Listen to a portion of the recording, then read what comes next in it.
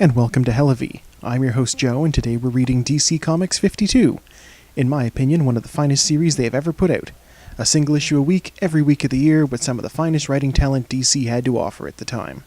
Geoff Johns, Grant Morrison, Mark Waid, and Greg Rucka, with art direction by Keith Giffen. All giants in their own right, but by their powers combined, this is 52. Day 1 opens with 3 stories running concurrently. Elongated man, Ralph Dibny, in the wreckage of his home, holding a pistol and speaking on the phone. The person on the other end makes a comment about Ralph breaking up, to which Ralph asks, "Is it that obvious?"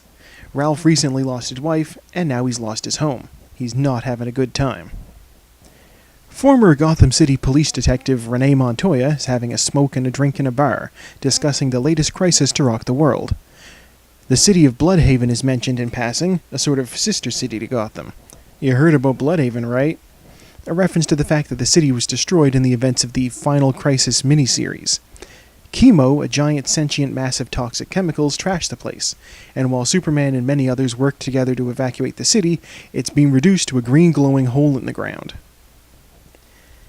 Steel has a conversation with a French policeman as crews sort through rubble. This establishes that the crisis affected the entire world and not just America. The usual route these things take is that the fight happens in some city, and that's usually in America, because that's where most of the heroes live. And we're all left to wonder, well, that's great, but what's happening in Australia? Days 2 and 3, Ralph is back on the phone, having 2 separate conversations. Day 2's talk is about who died. Ralph is still digging through the remains of his home, and the voice on the other end of the phone, his old friend B, who is a Brazilian former model turned secret agent turned superhero named Fire, she tells him that Superboy is dead for certain. On day 3, he talks about how most of his possessions have been destroyed, how he hopes Adam Strange is okay, that his wife Sue was always fond of Adam, and how he has to go to a memorial service in Metropolis. He is still holding the pistol from day 1. This is grim as fuck. Renee Montoya is back at the bar on both days, and even the bartender, a man whose job it is to sell her drinks, thinks that she's hitting the bottle a little hard. A man with slurred speech asks if she'd like to go, which could either be him drunkenly hitting on her, or asking if she'd like to attend the Metropolis Memorial. She declines, having been to enough funerals lately. Her partner, Crispus Allen, was gunned down recently by a crooked cop, leading to her leaving the force. Will he stay dead? With comic books, who can tell? Steel, now in St. Louis, digs someone out of the rubble and takes her to the medics, explaining that someone with a bow saved her from an OMAC, which is a whole kettle of fish on its own from Final Crisis. Batman created a surveillance satellite that was hijacked by a psychic, maybe cyborg Maxwell Lord, which controls an army of super soldiers. It's very complicated, even for a Batman plot. Steel asks if anyone's seen Green Arrow lately. On day 4, Steel recaps what happened during the crisis to a firefighter still in St. Louis, describing it as all of the supervillains teaming up to pick off the heroes in small groups, which is accurate but doesn't describe the scale of the entire event. There were space battles, there were ghosts, there were angels. The villains part is really only, a small section of what fucked up the world. The firefighter asks, if we just survive the end of the world, when do we go back to normal? Cut to Metropolis on day 5, and there's the familiar line of, "Look, up in the sky!" emblazoned across the panel. Booster Gold, hero from the future, advertisement plastered on his suit like he was a NASCAR driver, has apprehended Mammoth, a member of the Fearsome Five. He throws him to the ground, assures the children that Batman, Superman, and Wonder Woman are all fine despite vanishing, and then he squeezes in some product placement. The hero we all deserve, ladies and gentlemen. His robot sidekick Skeets reminds him that his historical records show a disaster nearby that he has to stop before going to the memorial. This memorial is a big deal for Booster, because according to Skeets' records, Superman will launch a new Justice League that will be the greatest in history, and of course Booster's going to be invited to join. Cut to Ralph in a hotel room listening to his voicemails. He's got a copy of his wife's obituary on the table. He's listening to Bea talk about how she's worried about him now that he's being forced to confront his wife's death. He puts the pistol in his mouth, ready to pull the trigger, and then a second voicemail plays, telling him someone's vandalized his wife's tombstone. Now, Ralph and Sue were basically the comic relief of the Justice League. A sweet couple that everyone loved. Ralph cut jokes all the time, and Sue, despite not having any powers, was always there too. When they killed her, they killed the lighthearted side of DC, putting us on the trail towards the modern, gritty, grimdark DC cinematic universe. Cut to Steel flying over Metropolis. This guy gets around. It hasn't even been a week, and he's already been in Paris, St. Louis, and now Metropolis. He's speaking to his niece, Natasha Irons, who received a power suit from her uncle. She's opted not to help with the cleanup effort, instead going to meet with the Titans. He tells her that she hasn't earned her armor if she won't help with the cleanup, and shuts it down, telling her that if she wants a suit of armor, she can make one herself. Then he leaves her stranded on a rooftop.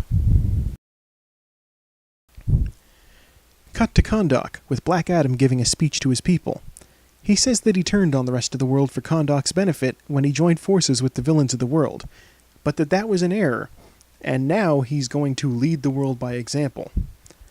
Black Adam rules this country with an iron fist, but as someone who's basically as powerful as Superman, he's also uniquely qualified to provide for it, so they don't actually do too badly under him. Yet. A suicide bomber emerges from the crowd to attack the gathering, and before he can detonate his device, Black Adam scoops him up and rips his arm off. You can't set off the bomb without your trigger finger. He informs the man that he has 3 opportunities to tell him who sent him. Dr. Sivana, longtime foe of Captain Marvel, is in his laboratory watching Black Adam on television, and scoffs. Magic doesn't change the world, science does. Science beats magic. He rants at a caterpillar in a tube. Him and Black Adam have worked together in the past, and while their methods differ, the one thing they can usually agree on is that Captain Marvel is a butt. Suddenly, his door is thrown open by a shadowy pair of people who aim to kidnap him.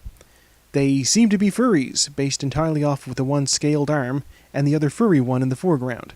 Those are our only clues as to who's kicked in the Doctor's door. Then the memorial begins. Heroes mingling, talking about who's dead, who's okay, who's unaccounted for. Bart Allen has lost his powers, Jade is dead, and the Shadow Pact is hugging it out. Booster anticipates the arrival of the Big Three, and is shocked when they fail to make an appearance. Skeets shorts out, and Booster does the human equivalent. His future is now in jeopardy. This was a turning point in his timeline, and it's completely coming apart. Jean tries to restrain Booster, who's now shouting, "Where's Superman? Where's Wonder Woman?" Someone off-panel tells Booster that they aren't coming, and he's socked in the face for his trouble. And that's when we find out Booster just gave Clark Kent a bloody nose. Yeah, Superman's definitely not coming. Day 7, and we're in Gotham City. The bat signal has the giant bat decal peeled off, and in its place, a giant question mark is spray painted. Perhaps not the best choice, considering this is the city that spawned the Riddler, but the Question sometimes exercises questionable judgment. He shines the light and he says, "I can see you." On the other end of that spotlight, Renee Montoya comes home expecting to find her girlfriend, who of course has left her because she's become a raging drunk since her partner was gunned down. She takes a drink as her living room is filled with light. "Are you ready?" asks the Question, who can definitely see her, because he's recently been revealed as a drug-fueled martial arts shaman. No, really. And that caps off week 1. Lots of exposition about the crisis that the world is recovering from, lots of questions about the Big Three, and of course we got a first look at some of our big players. Expect to see more of the Question, Montoya, Booster, Ralph, and the rest, as well as more yet to come. I like the sort of bait and switch going on here. The obvious somber tone of the whole issue, with the exception of the Booster Gold segments, should be a hint as to the direction of the series. Everyone's having a terrible time, reeling from the crisis, and helping out with recovery. Except for Booster Gold. Booster Gold is having a great time, which of course means he's got quite a way to fall when the floor comes out from underneath him. Booster's got this big thing coming, and then the inconceivable happens. He's completely wrong. DC has a history of big crossover events that shatter the world, and this is the world still in recovery. We have scenes of landmarks broken and heroes lifting rubble. This is something that tends to go overlooked in the superhero genre, the collateral damage. It's easy to have a city leveled, but it's something else to have the recovery and aftermath as a part of the plot, to see how it's impacted the folks on the ground. Superman gets a building tossed at him and he shrugs it off. But what about the folks who live in that building? That's a perspective that's a little rarer in this medium. Tune in next week for more 52. Week number 2 introduces some new faces. Again, I'm your host Joe, and thank you for watching.